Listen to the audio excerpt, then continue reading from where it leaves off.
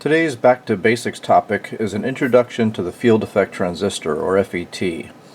And we'll talk about JFETs and MOSFETs and different polarities, N-channel and P-channel, and the different types, depletion mode and enhancement mode devices. We're just going to cover some of the basic characteristics of FETs so you can understand what you're looking at when you find them in the wild. When we talk about an FET, we talk about the channel. The channel really refers to the path between the drain and the source terminals of the device. And we'll see how we apply that a little bit later. A good analogy that helps people to understand FETs is this pinched garden hose analogy. Picture a garden hose with the drain and the source here. Water flowing through the garden hose is like the current going through the channel, where the hose is the channel. And then the voltage on the gate with respect to the source determines how much we're pinching off that garden hose and restricting current flow. We'll talk more about the operation of a FET in a moment, but let's first take a look at the FET family tree to understand how the types and polarities and modes all relate to each other. Now, the first major distinction is between the JFET and MOSFET, or the Junction or Metal Oxide FET. We'll cover details of the differences in construction between these two shortly. Under the JFET, all the JFETs operate in what's called the depletion mode, which means that without any bias between gate and source, the channel conducts current, and then by bringing the gate down below the source voltage, we start to close off and control the current or shut the current down. The MOSFETs can be built either as depletion mode or enhancement mode devices. The vast majority of the MOSFETs that you find are going to be enhancement mode devices. Enhancement mode means that the channel essentially does not conduct current when there is no gate to source bias, and then you change the gate voltage with respect to the source to enhance the channel and allow it to start conducting. The depletion mode MOSFET behaves very similar to the depletion mode JFETs. While you can also have depletion mode P-channel devices, I don't know that I've ever seen one in 30 years in the industry. There are N-channel depletion mode devices, but they're not very common as compared to their enhancement mode brethren. Again, we'll cover the depletion mode operation and enhancement mode operation here shortly.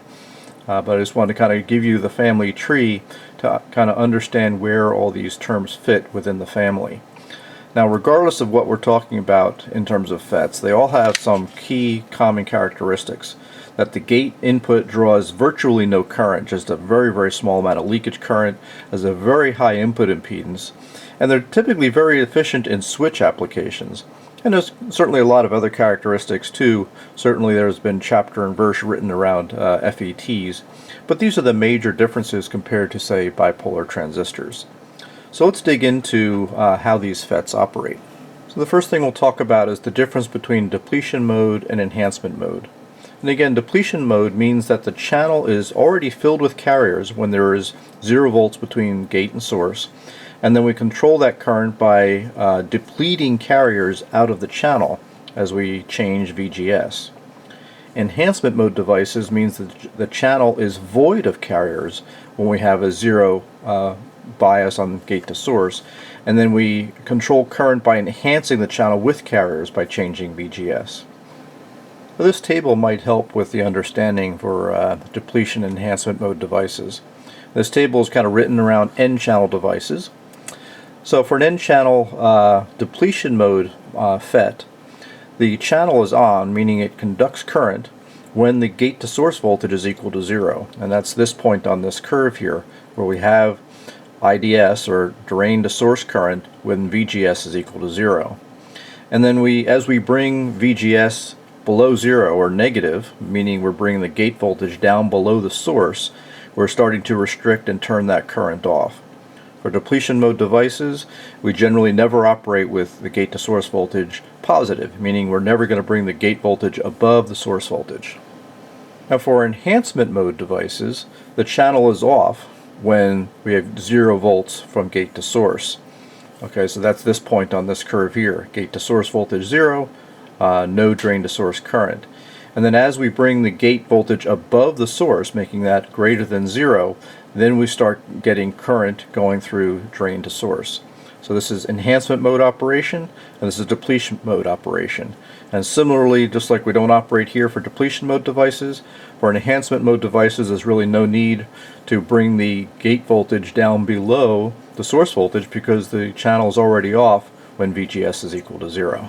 Now, most of the discussion in today's video is going to focus around N-channel devices, but to understand P-channel devices we just have to turn everything upside down. What I mean by that is that for P-channel, all the terminal voltages and all the currents are simply opposite polarity as they are for P-channel. And this is very similar to the difference between PNP versus NPN devices for bipolar transistors. So here we can see that for a N-channel device, the drain current is kind of defined going from drain to source in this way for conventional current flow. And then for P-channel devices, see I've driven things kind of upside down here. The source is now on top, so the current flow is now going essentially from source to drain. And then when the drain voltage, essentially for N-channel, the drain voltage is greater than the source voltage and the drain sinks current. For P-channel, the drain voltage is less than the source and the drain sources current.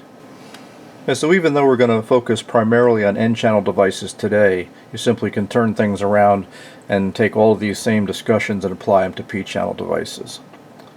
One more thing to be concerned with and careful about when dealing with FETs, particularly small signal FETs and like TO92 packages, is watch the pinouts.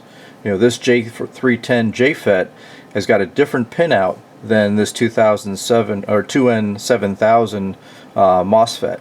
So you do have to kind of be careful, check the data sheets to be sure you get the pinouts right, because it may differ whether we're talking about a JFET or a MOSFET or different other types of devices. So let's start off talking about the JFET or Junction FET. It's called a Junction FET because it's constructed with a PN junction. The N material here has got a lot of carriers in it, allowing current to flow from the drain to the source. However, when we reverse bias this PN junction, we create a depletion region, essentially depleting an area to make it void of any carriers. Therefore, the channel that's left becomes more and more resistive and restricts more current flow. So essentially we never forward bias this junction, and we get the most current flow when VGS equals to 0, because that's when the depletion region is the smallest. Okay, so you can think about this almost as a voltage dependent resistor, okay, where the more negative we make the gate to source voltage, the less current that will flow as a function of VDS. So you can see we can get this kind of different slope to the voltage and current curve, essentially different resistance values, by changing the gate to source voltage. Now the size of this depletion region, like we said, is controlled by the voltage, but in reality it's the electric field that's set up by that voltage that causes the carriers to move around. So that's why it's called a field effect transistor, because it's the electric field that affects how the transistor operates. Now what I've described right here with this variable resistance versus gate to source voltage is a region of operation called the linear region for the FET, and it's really only valid for low values of VDS. As the drain source voltage increases, there's another effect that goes on here that we'll talk about shortly. Well, let's take a look at the linear region here first.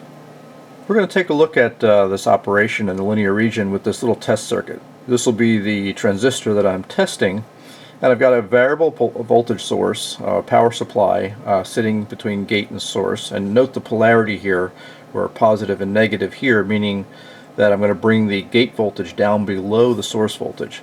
And I've got a DMM sitting at the gate so we can see what VGS we're applying. We're going to apply a sawtooth voltage from a function generator essentially to the drain of the device. And I want to measure the current IDS.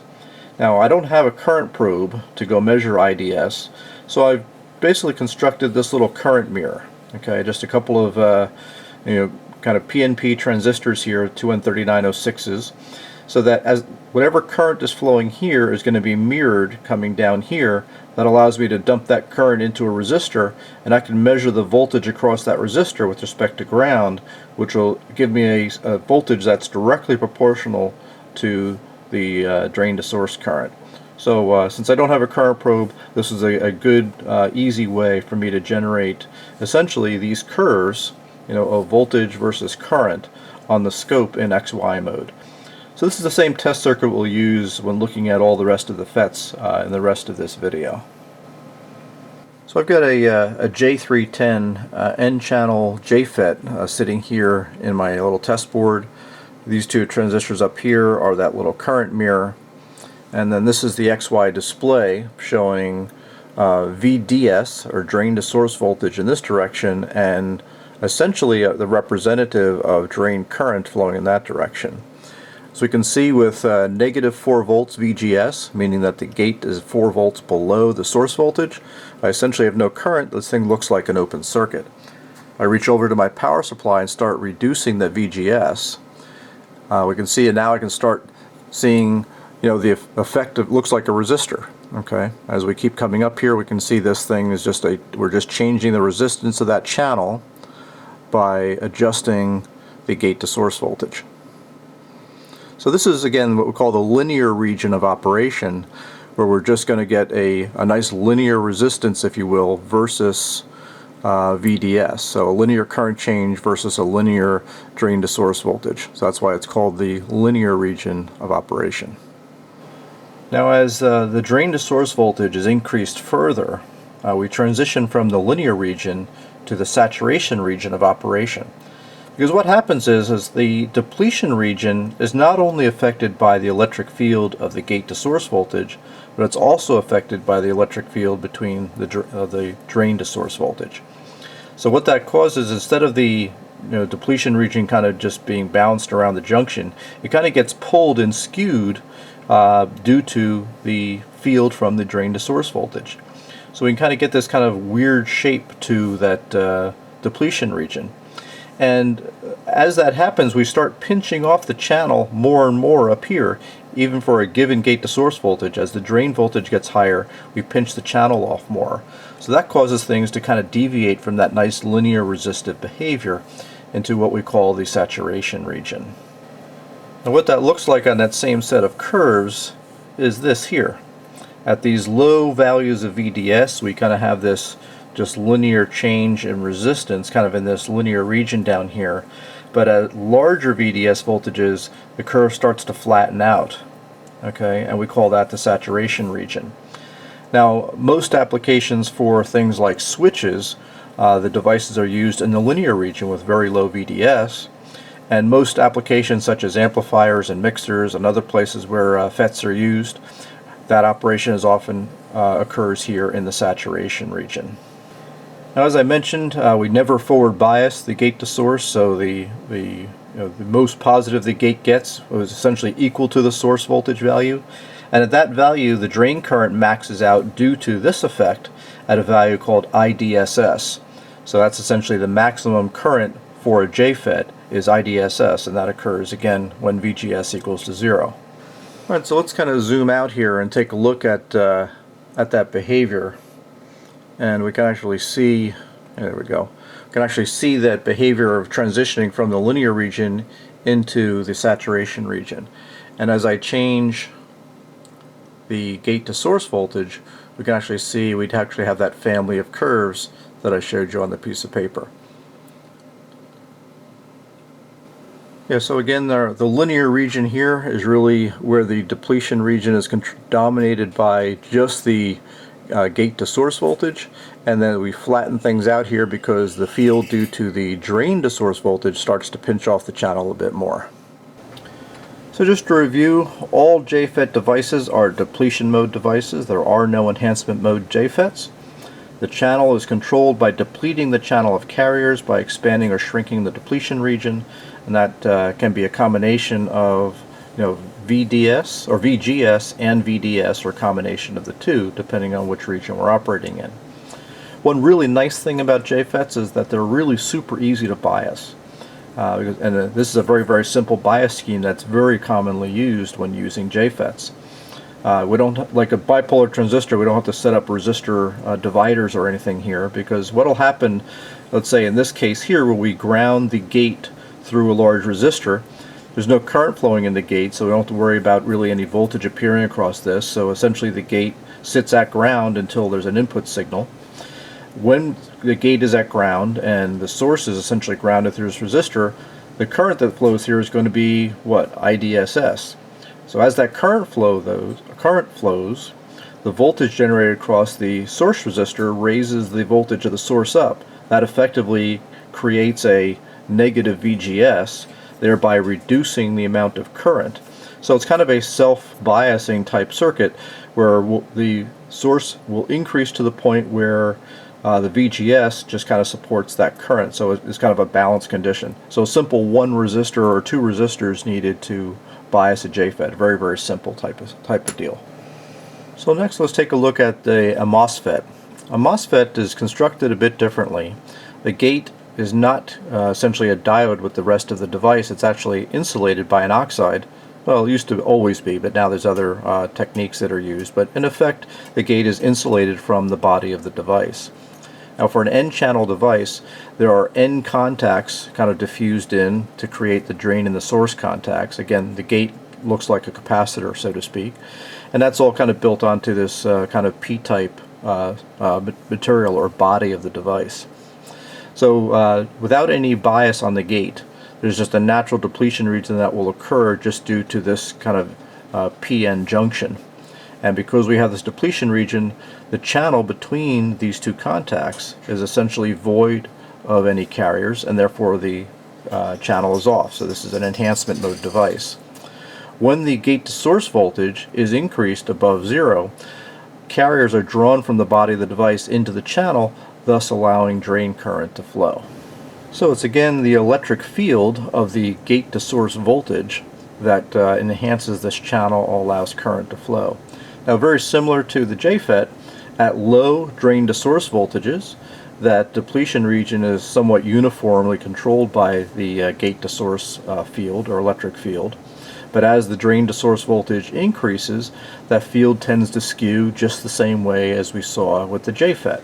So you get the same linear and saturation regions in the MOSFET that you get with the JFET. In general, with the MOSFETs, the linear region is a bit shallower, meaning we can get much lower resistance values for the MOSFET. So it makes the MOSFETs pretty ideal switches because they can have very low on resistance in that linear region. And also now you'll find that the saturation region here, you typically get a bit flatter response, much higher essentially output impedance, if you will. They think about it that way with the operation of those devices. Okay, so let's take a look at some of those curves on the scope, just like we did with the JFET. So what I've done is I've replaced the J310 JFET here with a 2N7000 enhancement mode N-channel MOSFET. I reversed the connections of this variable power supply so that I can adjust VGS from 0 to positive values. But those are the only other changes I made.